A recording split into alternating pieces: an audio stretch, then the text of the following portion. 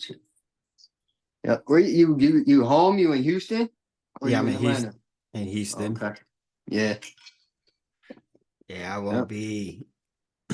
I won't be in Atlanta until maybe the end of March because I just went 2 weeks ago. Gotcha. Mhm. Gotcha.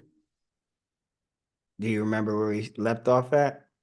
I feel like we left off talking about you and your sister. The question was how things was with us growing up and what do I think of you guys now, I believe. Yeah, that If I was it. remember. Yeah. So yeah, pretty much answered, what our past was like. Um what I think about you guys now, I'm I be I be in awe, I be amazed. And that goes for all our first cousins from our grandmother, Right. to see her prayers coming through fruition through all of y'all. That's what I see. Because I don't see how you and Muffy turned out as well as you did, considering the circumstances and stuff, man. And I mean, like, I know the yous probably don't even really recall the half, because I feel like yous was probably like 12, 10 years old or whatever when you moved down south. And then so like Mhm. I feel like when you moved down south, that was beginning of your life, really. Right. Um, and with that, you know, your mom was on a different path then. So all the bad, that I knew growing up, I feel like you guys probably can't even remember half the stuff. Like one of the big things I was talking to your mom about, I remember about you, when you stayed with me and grandma. Mhm. You and I shared a room for a little while until finally you just ended up sleeping in the bed with grandma because you would wake up in the middle of the night all the time screaming and stuff, like calling out for your mom and having a bad asthma attack and stuff. So then you have to go in grandma's room and get a treatment or whatever you called it and Mhm. stuff. But yeah, I feel like you was that attached to your mom that when something might have been happening with her out in the streets, I feel like it might have woke you up out your sleep a lot of times in nightmares and stuff like Yeah. that. Hmm. Um, so yeah. So Nah. yeah, so to see where yous are now and yous doing what yous is doing, like it's amazing to me. It's amazing. Yeah. Yeah. Going back and thinking, it's like, dang, okay. Going back and thinking, because that's what you left off on too yesterday. Like we were payback from what my mom Mm, did to you. Did yeah. you think from doing that then we would be where we are now? Or would you think you and my mom would be where y'all are now? What do you mean? Have the Like, type of relationship we have? yeah, based Yeah. off of all the situations y'all encountered. Um, yeah. Well, first I want to say, because I didn't do what I did to you guys as payback. It's not like I was intentionally doing this because it's what your mom did to me. I'm more so what I meant is I did it because that's what I was taught, and so that's what was normal. Like, and Mhm. that even when we got older, like your mom let me know, Uncle Shelton used to do that to her. You know what I'm saying? And Right, so she always wished for a little brother so then she could do it too. And then boom, right. so then here I came. And then the same stuff she did to me, I did to you guys. Um, as far as the relationship aspect, I didn't think it would damage, my relationship with you or your sister. One, because I never was to the extreme as your mom, and it was really, really, really short term. It wasn't long. Like I dealt with it my whole life to where you might have dealt with it a year, 2 years at the most. Right. Um, yeah, and it was infrequent. Where like with your mom, like I said, I got people come up to me now, still to this day, talking about how mean she was to me and shit. I'd be Yeah, like, damn. she the one where you said I and you didn't even do it. You was like, grandma put the Mhm. stamp Just on the that. envelope, and then she just went crazy and reacted like that. And it was like, but that's what you're Yeah. supposed to do at the end of the day. That's for real, for real. So that was even the shocker. Only one time I remember her trying to get after me. And I understood her being upset at the time. I didn't, but now I look back and I'd be like, I could see why she was so mad. But once again, this was her choice to chase after me anyway. But one Yeah. time she was watching me or whatever. I don't know where grandma was, but she wanted me to come in to eat. And I was outside playing, enjoying myself. You was still in her stomach. Yeah. And so she chased me, like she chased me up that hill that we was talking about before, Papa Cecilia's, where the pizza spot was, Uh-huh. like chased me all around there, knowing she can't catch me, you know. But Pregnant. she did it, and she wanted to kill me after that when she finally did get a chance. But I don't remember getting an ass whooping for that. If I did, it probably was from grandma because he probably told grandma about what she did, and grandma didn't play when it came to her. So you Yeah. know. But yeah, yep, yep. So Gotcha. I gotcha. Oh man. So moving forward to who Ray is now, what is it that you can tell that's different in what you learned so far? mm, I learned I don't want to ever be incarcerated again. Right. So that's the biggest change for me, I think. Yeah, because that's what kept me from going back to doing doing the streets. Right. I didn't want to go through that time again. Right. So that's the biggest change. Then when I, started having children again about 12 years ago now, that was a big change for me. Instead of just being a father, I actually became a parent this time around. So that was a big difference for me and Gotcha. stuff. So to you, because you said that, what's it different from being a father and a parent in your eyes? As a father, I felt like my role was just to protect and provide. You Hmm. know, didn't matter about giving that quality time or even giving that love and stuff. Making them know their worth, and being involved with them.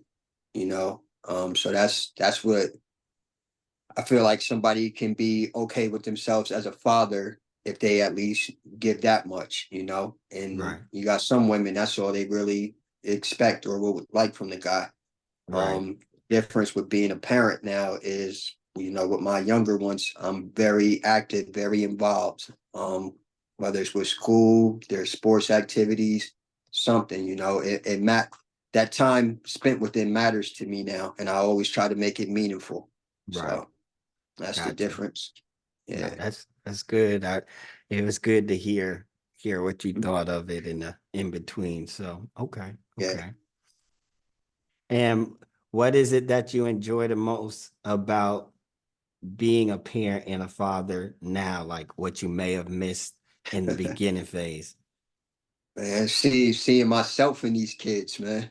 Like and to see how different each one of them are and just everything. Like my youngest, I look at him and watch him and I'd be like, damn, I was an asshole because I behave how he behaves now and I feel like he's an asshole.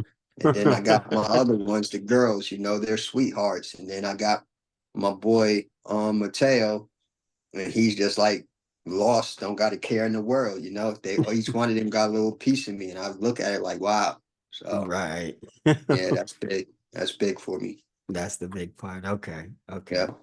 Real quick though, because we jumped over, I talked about, my part with you guys and stuff as far as your relationship, but as far as your mom, so me and her relationship, to me, that's a real, real big deal. Cause I always say she's the closest person to me. Always Right. has been, even as a kid, even closer than grandma, as much as I loved her.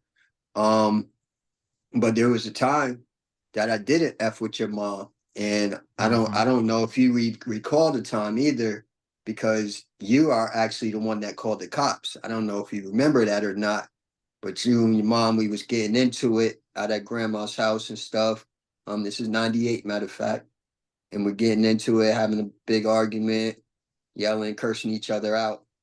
And I think I might have ran to the kitchen and grabbed a knife or whatever and started threatening. I don't recall exactly what I did, but all I know is you called the cops and I was out before they got there, and that was that. So after that, I haven't I ain't messed with your mom for years after that. Um, yeah. Well, no. We wasn't tight again for years after that. I would say at first I was tight when 90, yeah, that happened in 98. And I remember her because I did end up getting arrested, but not that time when they called the cops. I actually was hiding in the nail salon on Broadway, I and the remember cops this. you remember? The Uh-huh. cops pulled over Flo because Flo happened to be at the house for whatever reason. I don't know what she had drove out there for, and they thought that I left with Flo, but then Kim had already came and picked me up or whatever, and then so Mhm. they pulled over Flo. Rico was in the car with Flo, and they happened to pull her over right there on Broadway at the nail salon where I was at with Kim and stuff. And matter of fact, no, Kim didn't come pick me up. I had Kim's car because she was at the nail salon. Mm. I'm in the nail salon. I'm just sitting in the window. And then as soon as I see them lift up Rico's sleeve, I knew they was looking for me then because they was checking for my tattoo and stuff, you Right. know. But yeah, so yeah, me and your mom, we in rock with each other from that time to maybe 99 when grandma ended up moving down there. And then that's when me and your mom, we got back on talking terms at least, but we wasn't close still. I remember, like, I know I can't be around her for 2 days, more than 2 days, and then something bad is gonna happen. I Right. always felt like with her. Me and her finally, I think it was a couple years before I came home from prison. Now is when we got close. Cause I remember when grandma passed or whatever, I got to see her at the funeral. They let me come home for that or whatever.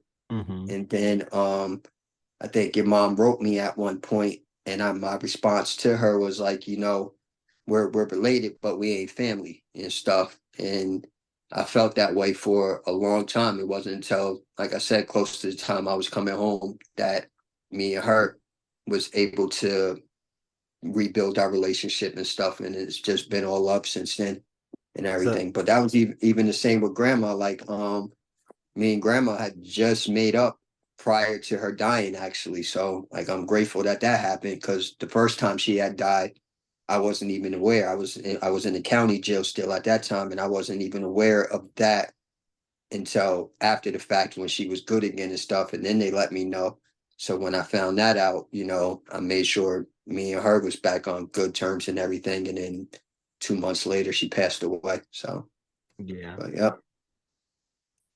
Hey, but okay. yeah, So so even after you sent the letter letting my mom know your thoughts, she still kept trying. And if so, what was it that finally well not e- I'll wait. You can answer that part first. yeah. I don't remember honestly. I know I sent the letter, and I believe she respected what I said and left that alone and stuff. And then just so every now and then while I was locked up, she might send something for my birthday or for a holiday or whatever, and let me know Jesus loves you and saying whatever she had to say, and that was that. So Mm. until I was ready to come around, and I don't even remember what it was that did make me come around to where we got back to where we was, but that was it.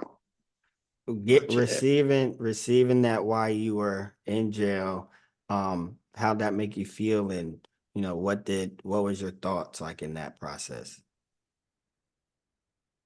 Receiving what? What Like exactly? What do you mean? you said like she would still send you things like on your birthday, Yeah. things that you didn't normally you wouldn't expect based off of not having that relationship anymore. Yeah.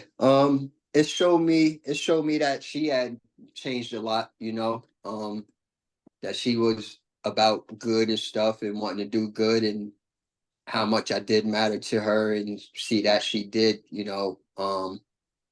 feel feel some kind of way for the way things was in the past between us, you know. I don't know if I mentioned before earlier when we talked, I don't even know if we got into it yet about, you know, the sexual abuse and stuff I dealt with as a child. But Mm-hmm. that was like another resentment towards your mom because your mom, like I said, she was the closest person to me. So she's the only person I actually went to with that when I was a child and let her know, you know, what was happening and everything. And she did nothing about it, you know. So that was when I got older, that was another thing about her that I didn't like. I resented it until, you know, we talked and now I understand why she didn't do nothing and why it wasn't that big of a deal to her as well, you know, because she dealt with the same thing. So it was almost kind of normal, expected to happen, unfortunately. Right. So What yeah. and if we want to rewind, what was it? How old were you? We can go into details. Yeah. I don't remember how old. I would say anywhere between 6 and 10 years old, honestly. Um, yeah, and I was molested, you know, growing up by family, couple family members and stuff. And like I said, your mom is the only person at that time that I had spoke to about it. Other than that, I never even shared that with nobody until I was in my adult ages and stuff. And but yeah, but like I said, I told your mom, and I was like, please don't send me over there anymore. Don't have me go there. And it, I almost feel like she laughed about it and stuff, and sent my ass right back over there. You Right know, back. but yeah, but I don't remember exactly if that's what happened or not because we're talking 30 something years ago. You know, Right. but When that did happen and you know you didn't have anyone there and your voice wasn't there, what was your, if you can remember, like what was your thoughts then and how did they change? um, so honestly, when it was happening, it wasn't really so much of a bad thing to me at the time. Like I didn't realize how bad it was. Mhm. It became a problem for me was because of how much it happened. Like it was to the point to where the person wouldn't let me go to sleep. I'm like, damn, like, and here I'm a kid. I know I wasn't putting in no work or nothing, you know. But you know, it'd be different if it was when I was older. But yeah, so that was the big deal for me. I didn't feel like or didn't know I was being abused, you know, not until I was older or whatever. I just didn't want to be doing it no more because I wanted to go to bed at some point and shit. Right. I Um, gotcha. yeah. So, but then, you know, growing up, I feel like that changed a whole lot of stuff and molded the way I ended up being, you know, as far as being promiscuous and everything with sex and stuff when I grew up, you know, because of that happening and everything. So, Right. you I know, was gonna say, how do you feel now? Like, do you think that, it led you a different route than what you thought you would? Did it pause and make you hesitant in certain areas? it definitely led me in a route to where, like I said, I became promiscuous. I dealt with many women, violated, felt like I did like pretty much to the extent almost as our grandfather and stuff, where I would have a chick at my crib that I was already living at with my girlfriend, and she'd come home and find me in the bed with another chick. Like I just didn't care, you know.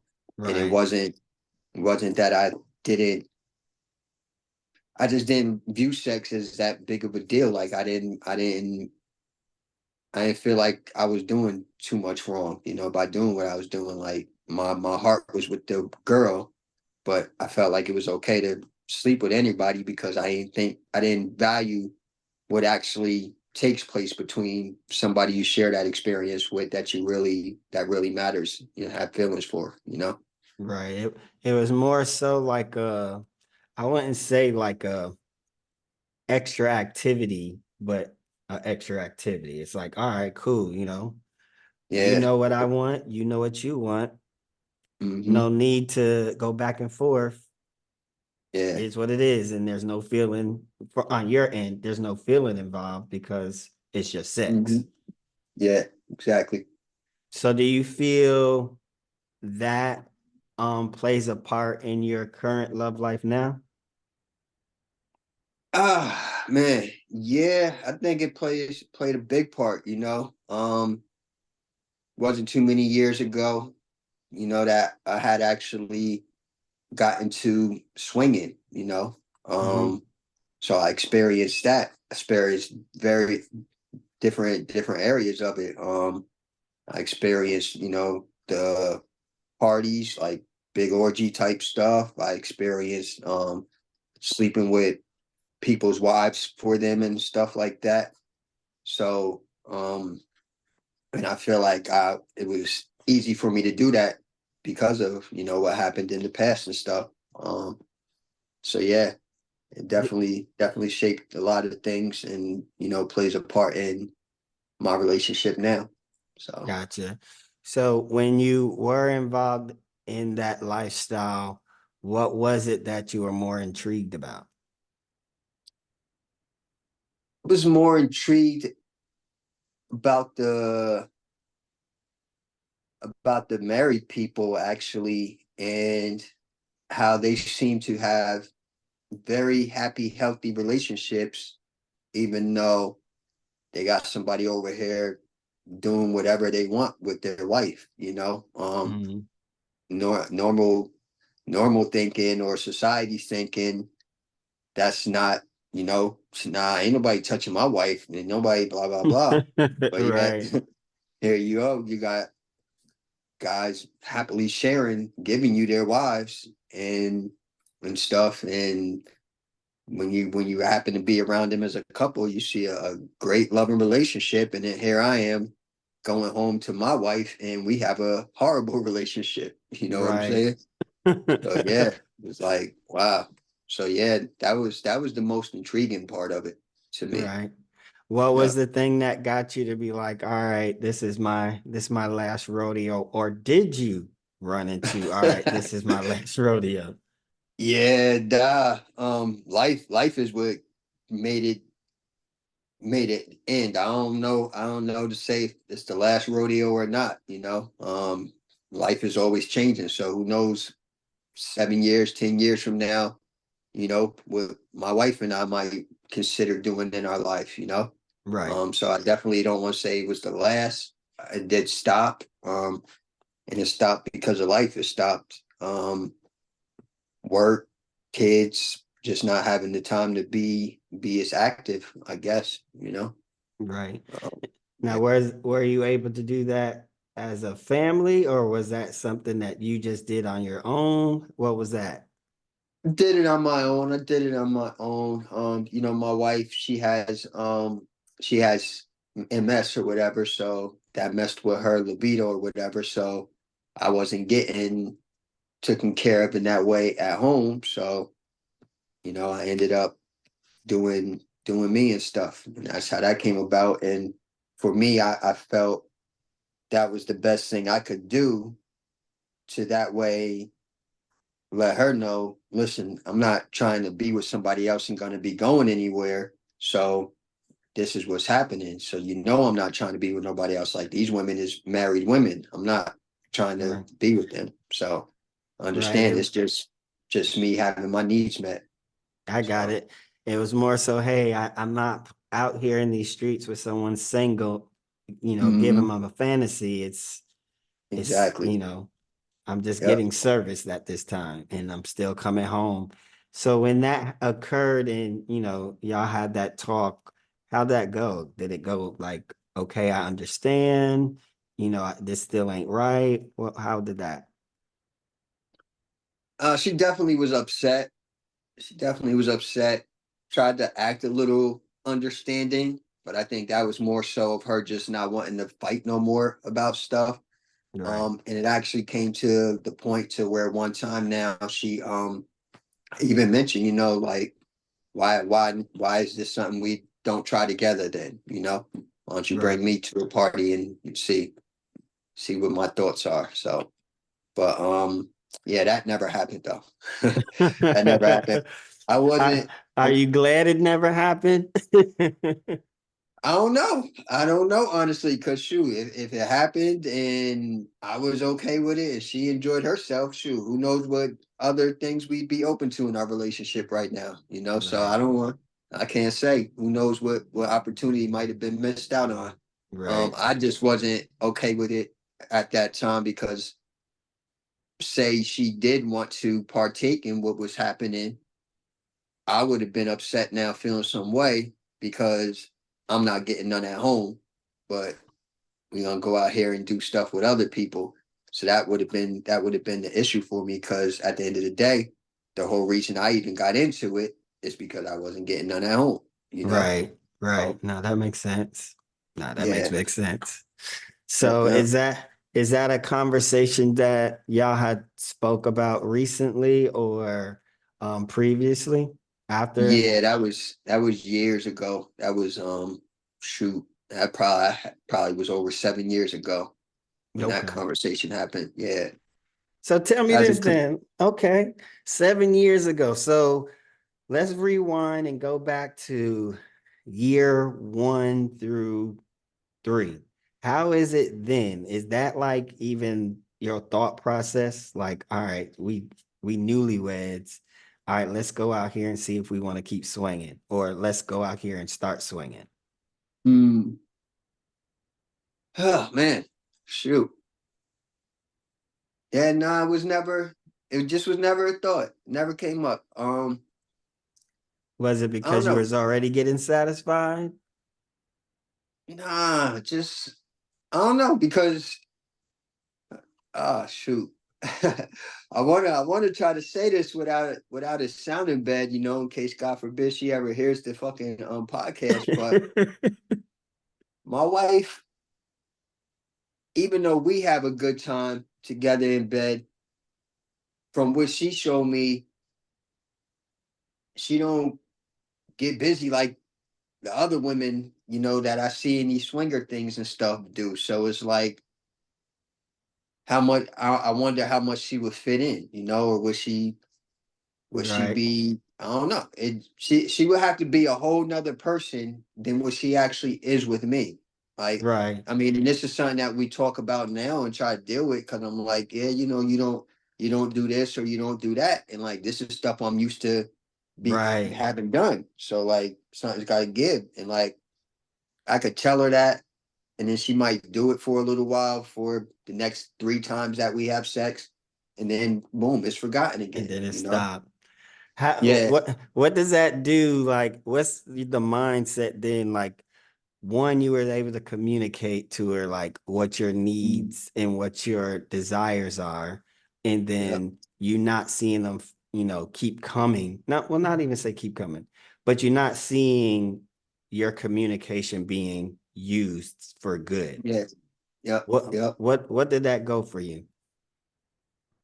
At first I got a little angry with it and stuff, but then I just realized, I got to be patient. Not everybody catches on to certain things as quickly as you would like. I thought about how many times I might have been told to do something or how to do something in life, and I ain't do it. No matter how many times this person told me to, and how they might have told me it needed to be done, Right, whatever it was. Like it right, took me 5 years before, like, okay, this is what somebody means. I mean, shit, even now, like me being unorganized and stuff. right.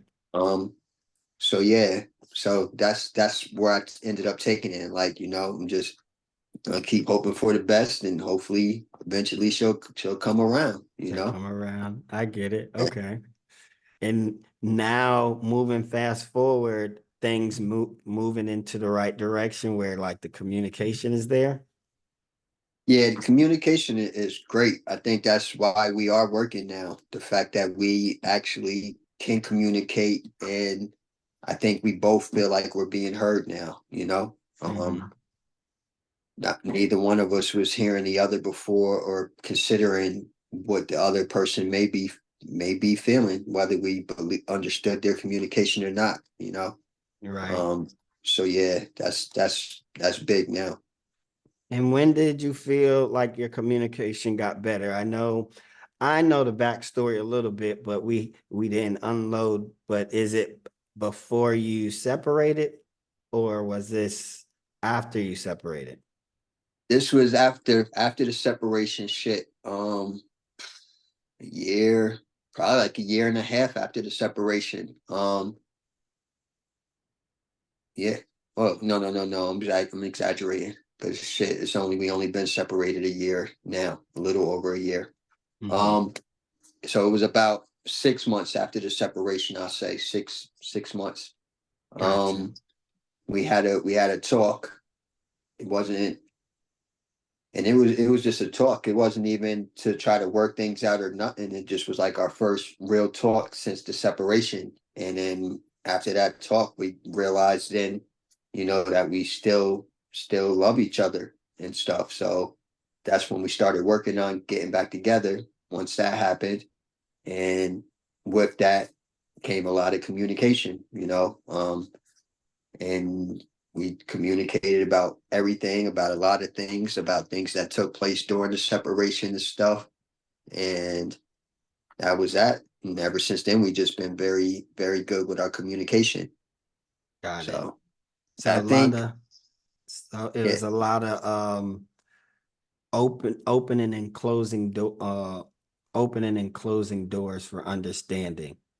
yeah, Got it. yeah. Okay. That's good. That's definitely good. And you said y'all were separated from, I mean, y'all were separated for a year.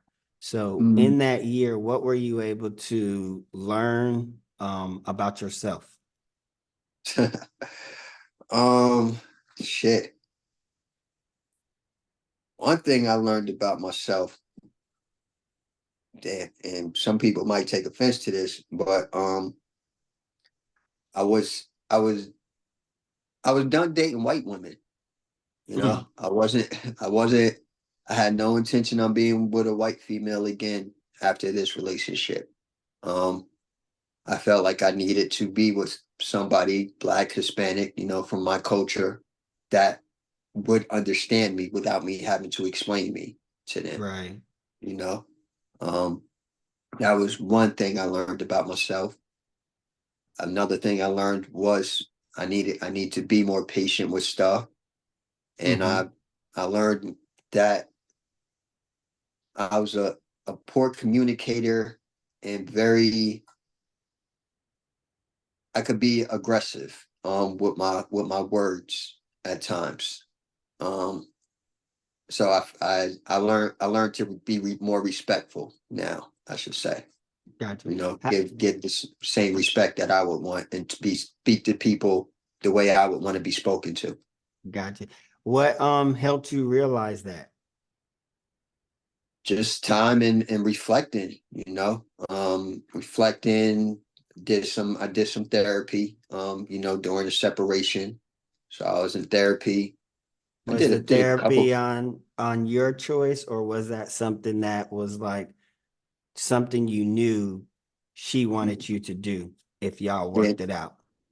no, it was my choice. It was my choice actually. I knew I needed an outlet, an unbiased outlet. Mm-hmm. I got some friends I could speak to, but I don't feel like at the end of the day they could really give me an unbiased opinion. Right. Um, but so yeah, I did the therapy for myself. Yeah. Gotcha. All right. So outside of that learning, what were you able, well, where'd you go? You separated. Where'd you So, go? yeah. For the first 2 months, I stayed with one of our cousins and stuff. I stayed there for the first 2 months until I had enough to get on my feet and get my own spot. And then I moved into what I like to call the love shack, my bachelor pad. It was kind it was kind of nice to have that freedom, you know. Yeah.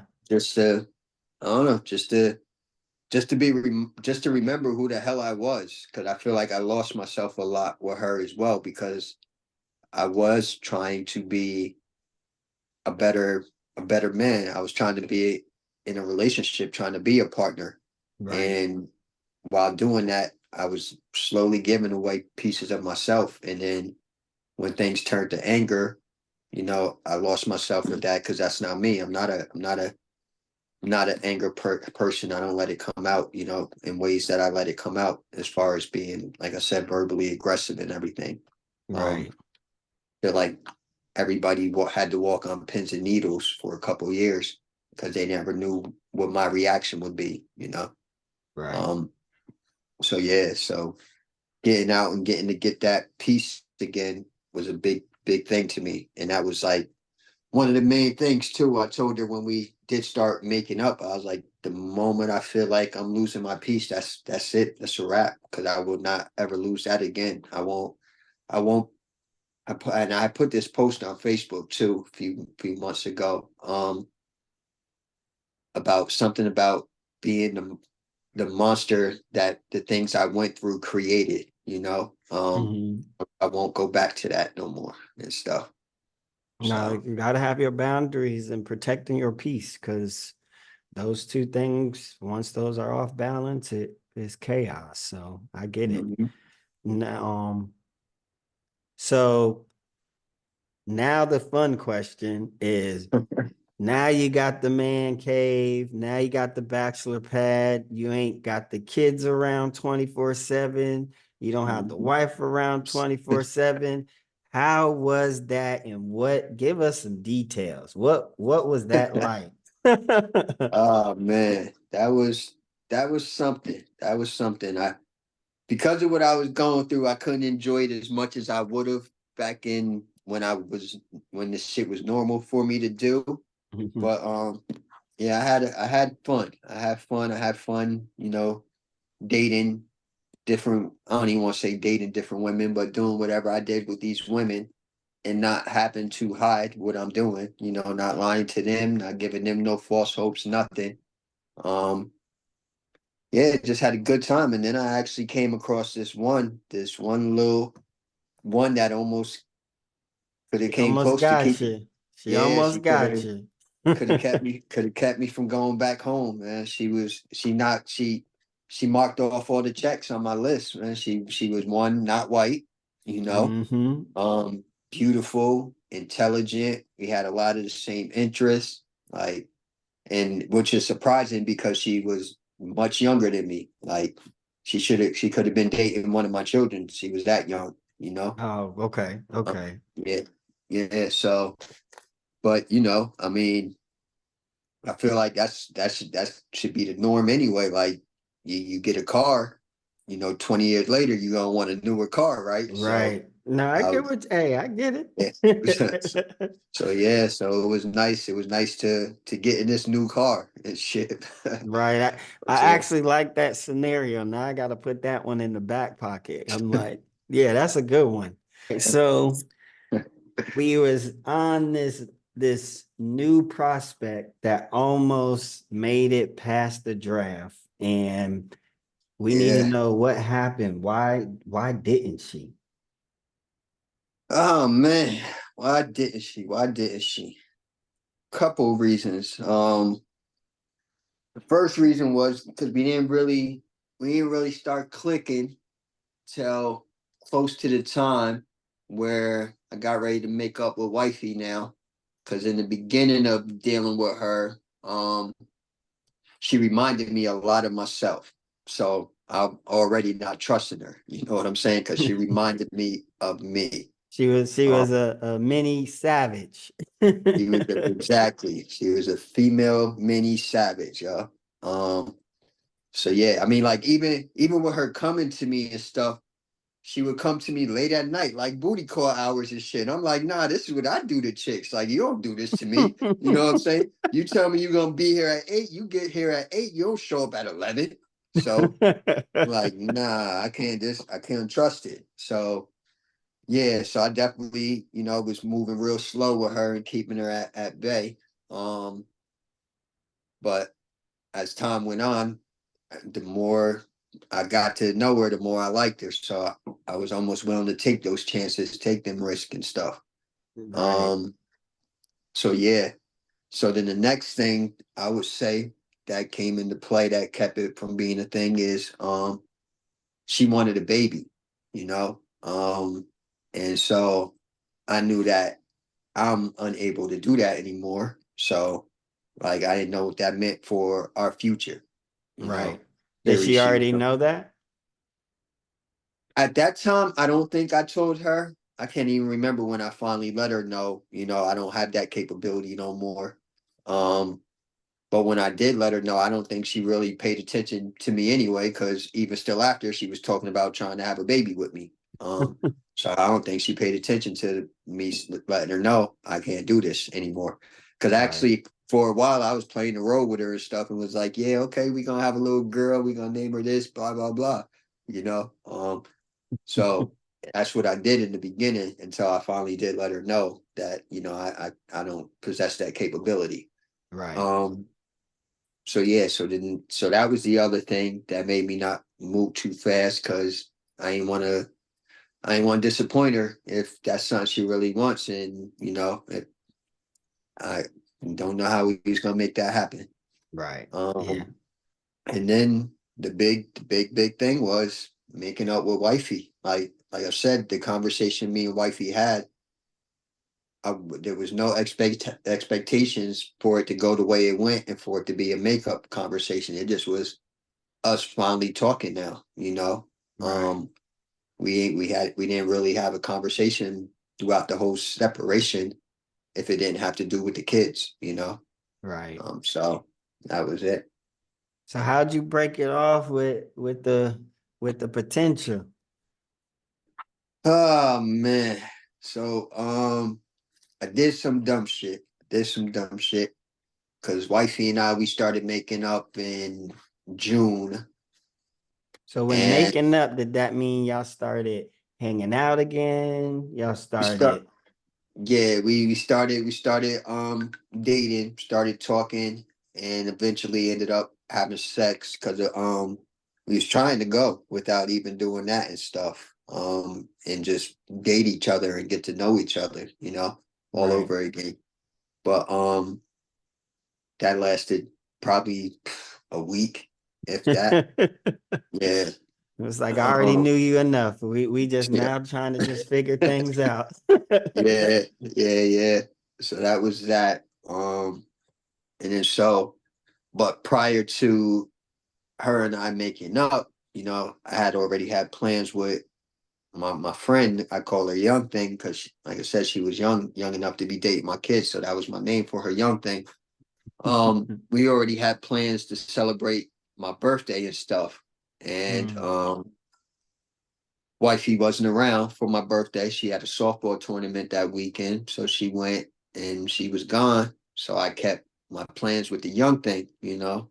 right. Um, and the plans was to actually go to the city for my birthday and visit my family down there and everything. So now Young Thing's getting to meet that side of my family for the first time in her life and stuff. The And so first and the last. And don't yeah, even know it. yep. But you know, that kind of gave a whole nother impression though. You know, I think she thought that that meant me and her was about to get on track and start doing whatever. So when we got back from the city, got back home to Kingston and stuff, you know, we came back to my crib and she was ready to go to bed, get into bed with me or whatever. And at that point, that's when I let her know, like, you know, I can't do this. I'm actually working things out with my wife and stuff. And that didn't go over too well. She was pissed off, threw away the cake that she had just baked me and all that good stuff. And Dang, it did you left. at least get to taste the icing?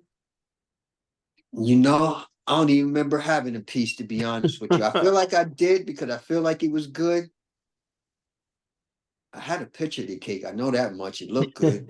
She cut up little strawberries and hearts and shapes of hearts and put it on the cake for me. Everything. She put some work into it. She put work into that bad boy Yeah, just to throw it away. brutal Oh, way, yo. I was sick, super sick, because I wanted that cake more than anything else for my birthday. you Everything. didn't look, you didn't think of like maybe I should hold out until the morning. It hit you that hard. You know, I didn't want to cross any lines that night. I didn't want to feel like I couldn't do what is expected of me to do right now. I was already feeling a little guilty, feeling in the wrong for keeping my plans, even though I knew my intentions was well. I knew I wasn't going across any other lines, but at the same time, if the shoe was on the other foot and wifey had did what I did, how would I have taken that? How would I feel? Right, Whole right, violation, and now she got to sit here and be like, "This, I'm about to deal with the same shit I was dealing with before when we was right. together." It's the same old, same old. Exactly. So my conscience actually messed with me about that and stuff because, like I said, I'm trying to do different. Whether I agree with that right now in my life, I know that that's an expectation of her. So I want to live up to that expectation if I want to be back in this relationship. Like she did, it'd be different if I didn't know that was an expectation, but I know what it is. So am I willing to accept that and work this out still, or no, go my own way? So I chose Right. to try to live up to that expectation. So Expectations. Nah, yeah, that's good. Now, because you knew that, this is what I wanted to do, some people would view it and look at it differently, where it's like, dang, if you gotta step up to the plate, that meant option B may have been option A. What what was it? Not what was it? How did you feel afterward, knowing you did something that, shoot, you would have called me a couple months ago, I would have beat this down and then called you in the morning and was like, I ain't do nothing but see my family. yeah. Um, I was proud of myself, I guess. Knowing that I did have that willpower, and that me behaving the way I behaved in the past isn't isn't that controlling of me that I can do better if I choose to do better, if I feel like what I what I'm getting in return for it is worth it, you know. Mhm. Um yeah, that's my choice. Right. Um I feel like the big difference now is I value my wife, where before I Mm, don't feel like I valued what she brings to my life. gotcha. So now I ask myself, do I want to lose that what I value now? And so whenever I even have a moment where I have a thought of doing something, not because I want to do it, but because it's normal to me, I ask myself, would I risk losing $1 million for $2? You know what I'm saying? Mhm. And that's how I look at it now. So I look at my wife as the $1 million and me doing whatever it is that I choose to do, even if I feel like she might never even find out. Is it worth that $2 fucking? You know? Right. Right. So that's Nah, that's where I'm at with it now. nah, that makes sense. That definitely makes sense. And knowing her value um is really big. So what do you feel you thought you valued when you first met with her? I don't think I valued her at all then, honestly. What she brought to the table where she improves my life was that she was there for my children. Um she and I got together before any of my younger ones that I have now was even born. I think they Mm, was like probably, yeah, we got together probably like 2 months before the twins was born, which is mm. like 9 months before Arissa was born. I mean, shoot, truthfully, she's the one that actually dropped me off at my daughter's mother's house the night I got my daughter's mother pregnant with my daughter. So, yeah, yeah. Now that she knows about that, how was that? Because now y'all moved on and y'all grown, of course. But yeah, Well, how was that? at that time we wasn't nothing. Actually, she wasn't. Yeah, that was our first time ever even being around each other with each other like that. And we didn't start talking until probably 2 3 days after that. She had Facebook friend requested me or whatever, and then from there she and I went on our first date together or whatever. But we Gotcha. wasn't, no boyfriend and girlfriend to where that was a violation what I went to do. She just happened, I was drunk and I didn't want to drive or walk to my baby mom's house. So she drove me over there, and then next thing you know it, here that chick got pregnant. So Man, yeah, look, if she would have took you to the crib, that could have been yep. her. Yeah, she would have gave it up that night. It wouldn't be I'd be one less kid. But yeah, so Oh but man. So I but got a yeah. question with that. Okay, so you said you value her now. But looking back at it and knowing like who you was and having so many children, did you think that puts you in a more like depth of, oh, I need to stay away from this? What do you mean? I don't understand the question. So back then to now, so we both met up. You Hmm. may feel that you're the asset and she may feel like she's the asset, but Hmm. coming into a relationship and who you was, with, hey, this is my family. So knowing like they had to come in and be invited with one, did that worry you any? Nah, nah, not at all. Not at all. She's very family oriented, and yeah, she took to all the kids like nothing. Even my one daughter, she was almost a year old before and this the one that she dropped me off for to be made. She was almost a year old before she actually was in my life, because I wasn't gonna just believe off the bat that she was mine. So it took almost a year before we got the paternity test done and stuff. Right. As soon as that was done, my daughter, I started bringing her around, which was like at like 10 months old, maybe, and stuff. So, and she was even accepting of her, no problem. And then the same with my older children. Like she even took to them like nothing. She taught me a lot about family, honestly, which is why I even value family more now. Because I Right. feel like our family is so big that it's kind of hard. So we're all more just relatives than family. And Hmm. there's a big difference to me, and so I value the family part of it all now. Right.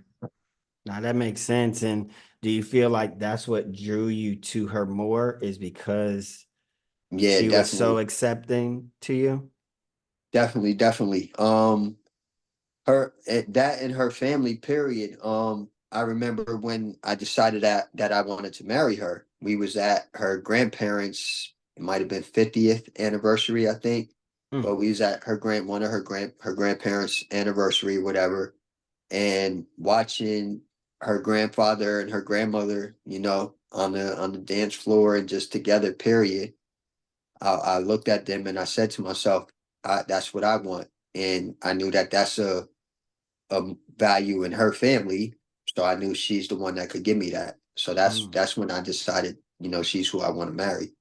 Gotcha. Yeah. Gotcha. And when you had that feeling, what was your next steps? Like how'd you what everyone thinks, and maps out their role once they got a game plan or they got their mind set to something. Yeah. Trying to think, trying to remember, because I don't remember how long after it was. I don't think it was that long after though, only because I remember my sister-in-law's girlfriend, and I remember how long she was in the picture. And so she was in the picture at this anniversary, and she was still in the picture um when I proposed to my wife. But Mhm. she was out of the picture by the time we got married. So it definitely couldn't have been that long in time. The next plan, was obviously getting the ring, talking to her dad, letting him know, these are my intentions, and I would like to ask your daughter's hand in marriage or whatever. Um, and then just setting it all up, which you know, I like to do things big. So what I did for that was, my wife, she's an athlete. She likes sports or whatever. She's a big UConn fan. And so we went to a UConn game and I proposed on the jumbo screen and everything. So Yeah. Hey, you got to yeah, do it big. yeah, that was a nice moment. Had the floor seats, all that good stuff. Oh yeah, you came with the big stuff. You didn't play around with that one. Yeah, yep. That's okay. I see. And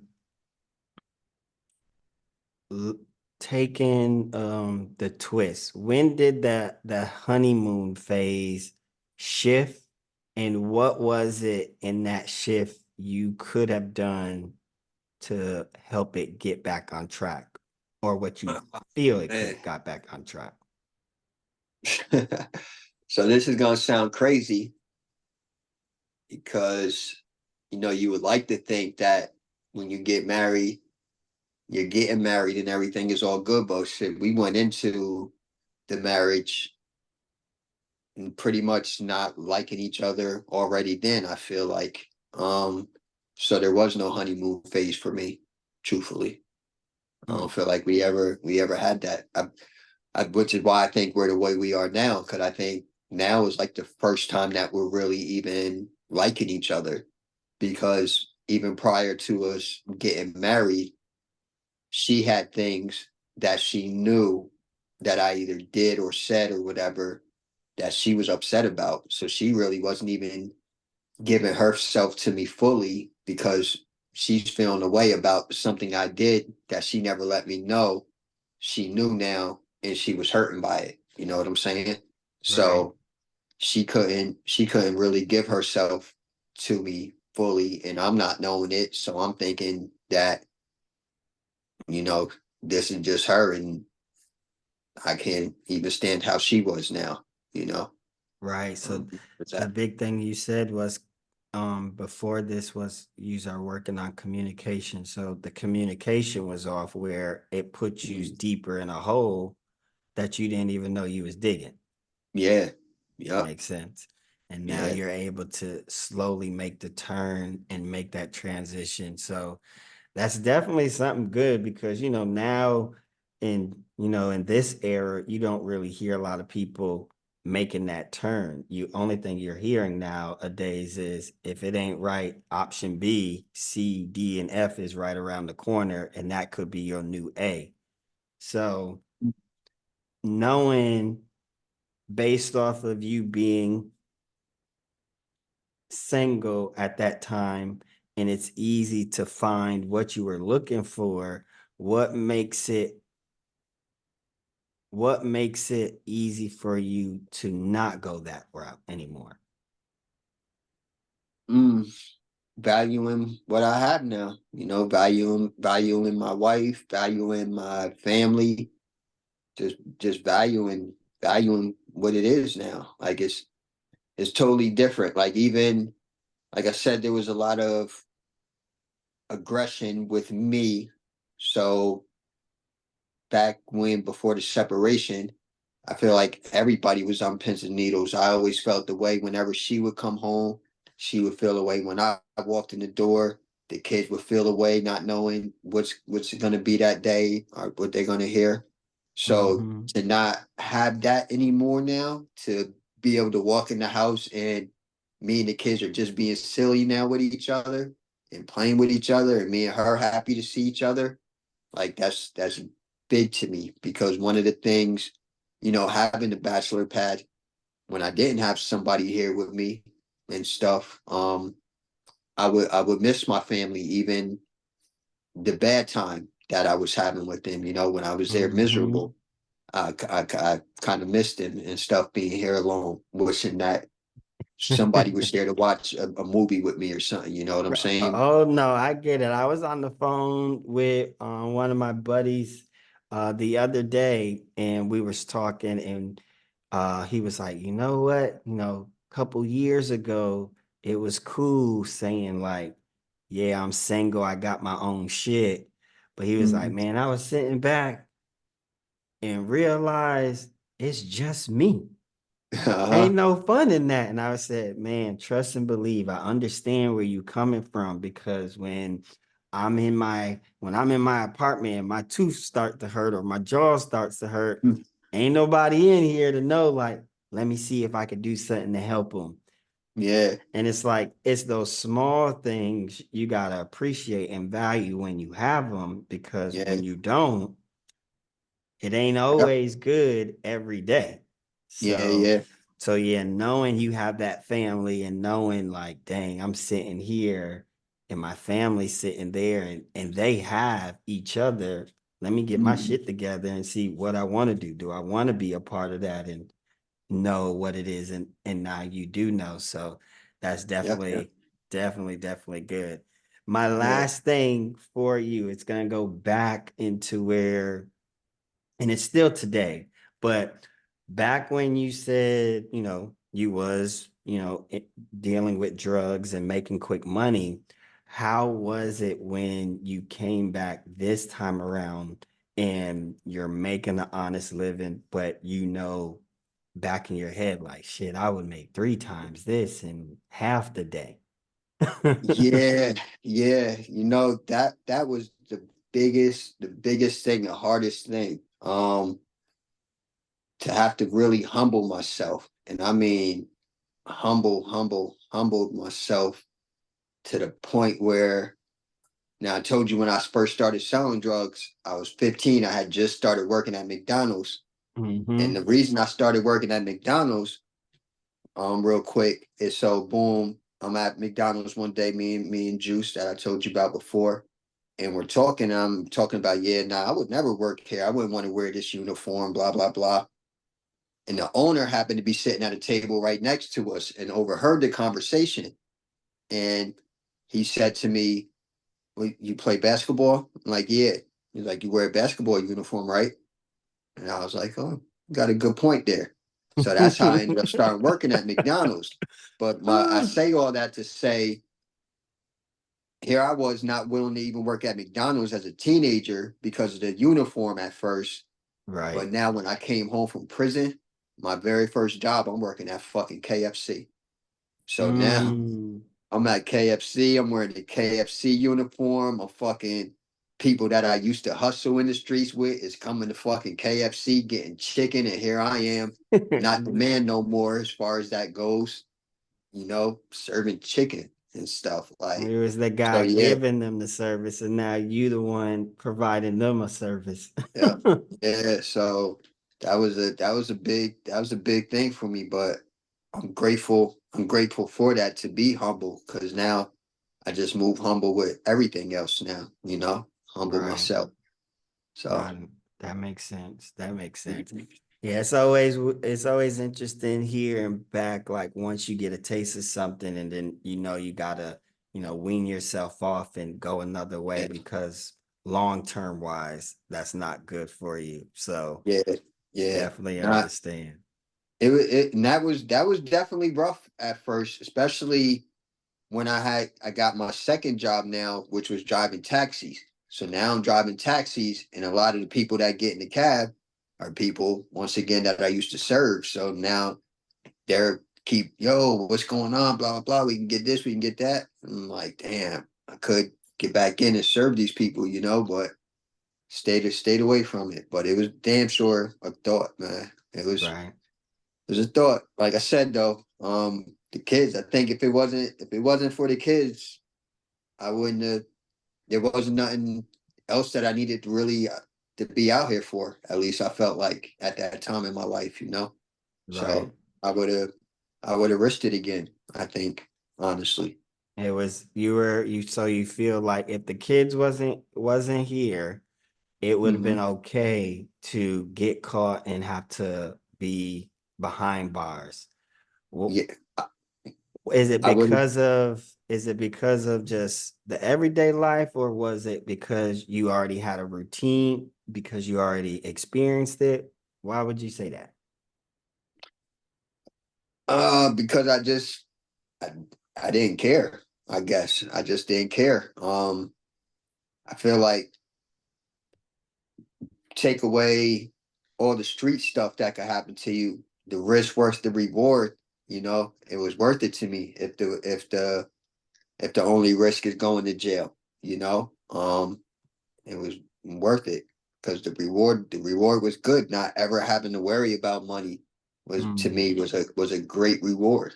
right. Um, doing what I want when I want was a great reward. And if it meant going to jail for XYZ amount of time, that was no big deal because once you know how to jail, you know how to jail. And honestly, jail could be fun. Unfortunately, prior to going to prison, I was in the county jail a bunch of times.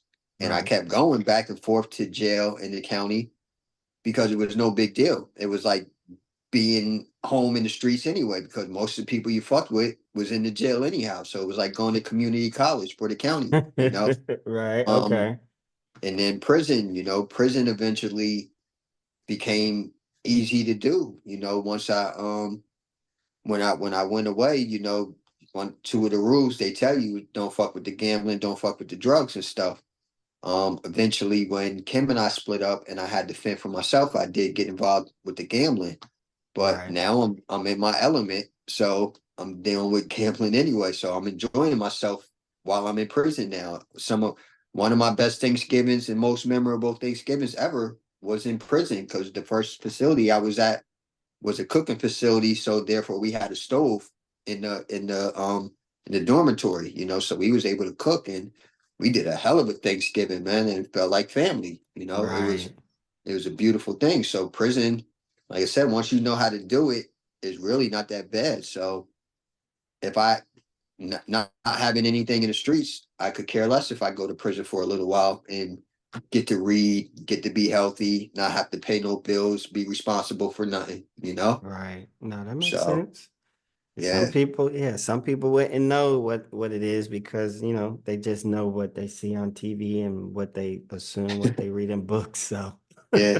Now, I'm laughing because it's funny you say that. So when I went to prison, that was right around the time Oz came out, that HBO right, show and yeah, the stuff about the prison. HBO. So a lot of the people that I spoke to when I first went away, they asked, "Is that what it's really like?" I'm like, "Nah, it's nothing like that." I'll never forget that. That was funny. But this crazy thing is, though, on my way there, though, I'm thinking like, "Yo, is this what it's gonna really be like?" You Right. know? You thinking back, you're like, dang, I see all Yeah, these movies. Like, I'm gonna have to yeah, find the biggest dude and fight him. And like, yeah, I don't know yeah. what's going to happen. All that, all that. Yo, my first, not even 6 months there, man. I think I saw two people get killed or two people die. Mm-hmm. But yeah, it was wild.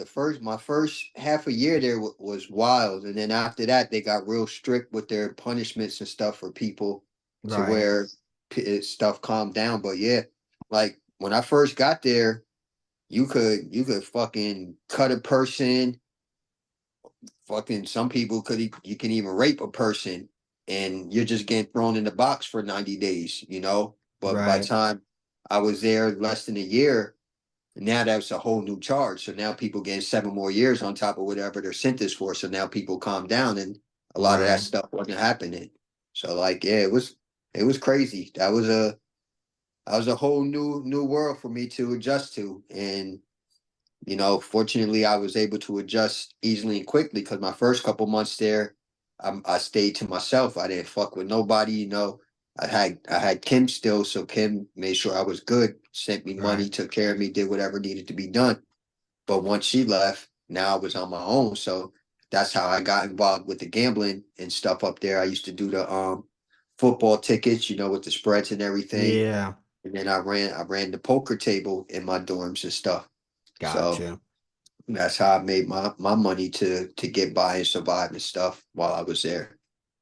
I got it. Okay. Well, shoot. Yeah. Those are things you don't think about, and you're able to overcome them. What is it now? And this is your goodbye. What is it now that you appreciate um from everything that you experience and now where you are now? Oh man. Um being going through it so that I could be empathetic to other people that go through it. some people are so judgmental of people that's lived a certain life or walked a certain path and stuff, and you never know why a person is walking that path. So Exactly. I like the fact that because I've been through it, I can be that person. And since that's what I work with a lot of youth now who either them or their own parents or went through things. I'm very empathetic about it. It helps me do my job better. So Right. That makes glad to sense. experience. So Yeah. that's a big thing, just looking and recapping, because like knowing who you are, and if someone just decided to just pick and choose when they jumped on this podcast, they would know so many different sides of you. Some people would look at it and be like, man, he's just not a good guy.